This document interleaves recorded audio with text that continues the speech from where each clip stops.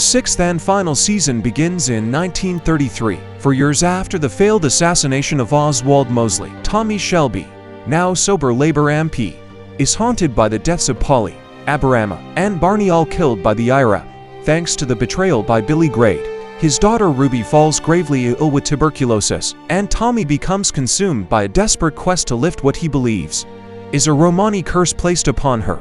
As he navigates a shadowy triangle of American gangster Jack Nelson, fascist leader Sir Oswald Mosley, and the treacherous IRA leader Laura McKee Captain Swing, Tommy discovers he has a long-lost son, Duke. Ruby's death shatters him and pushes his marriage to Lizzie to the breaking point. When Tommy is diagnosed with a fatal tuberculoma, he begins orchestrating his final act, a ruthless plan to settle all scores, secure his family's future, and ultimately find his own peace.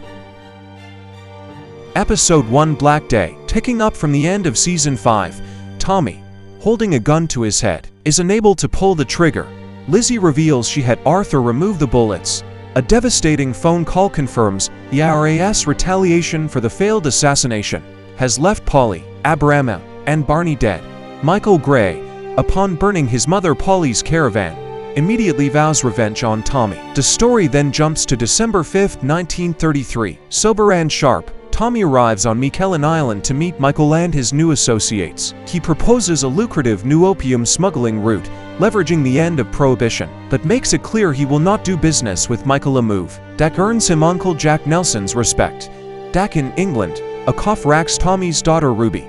She begins having haunting fever dreams, repeating the Romani phrase Tikna Moro Ben, which Tommy translates as a devil child curse. Episode 2, Black Shirt. Ruby's doctor gives her a clean bill of health, but Tommy is convinced she is cursed and demands she wear a black Madonna pendant. At home, Tommy suffers a violent seizure, hallucinating his wartime past. He makes a political speech for the Labour Party before meeting IRA leader Laura McKee Captain Swing.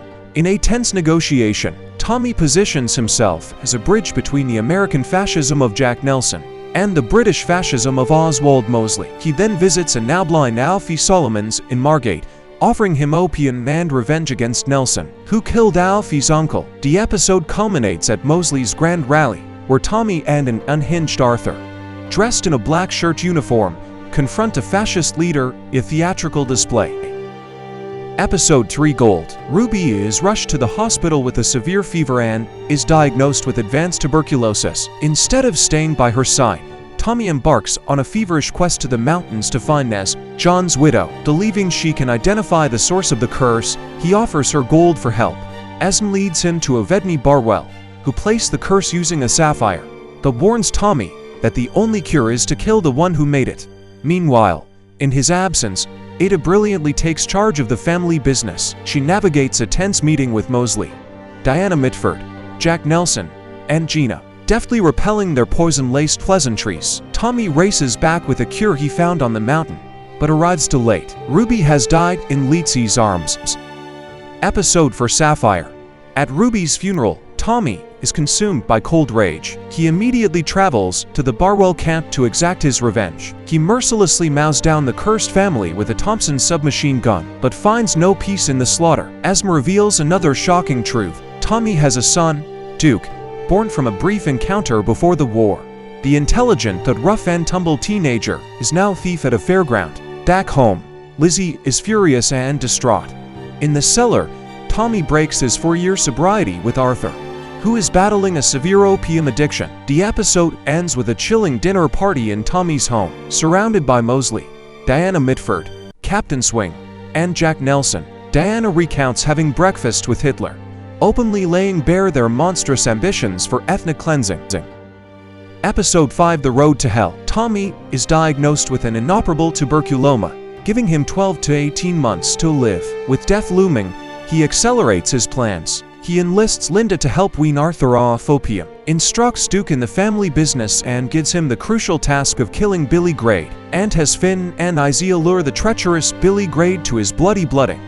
In a chilling meeting, Tommy is forced by Diana Mitford to have sex with her as proof of his commitment to their fascist cause. Learning of this, a heartbroken Lizzie finally breaks, telling Tommy she will leave after the final deal is done. Tommy meets Michael one last time, who declares his intention to kill him, the final piece on the board. Episode 6, Lock and Key. In the feature-length finale, Tommy masterfully executes his final plan to annihilate all his enemies. Luring Billy to his empty Arrow house, Tommy's son Duke murders the informant in cold blood before banishing Finn from the family.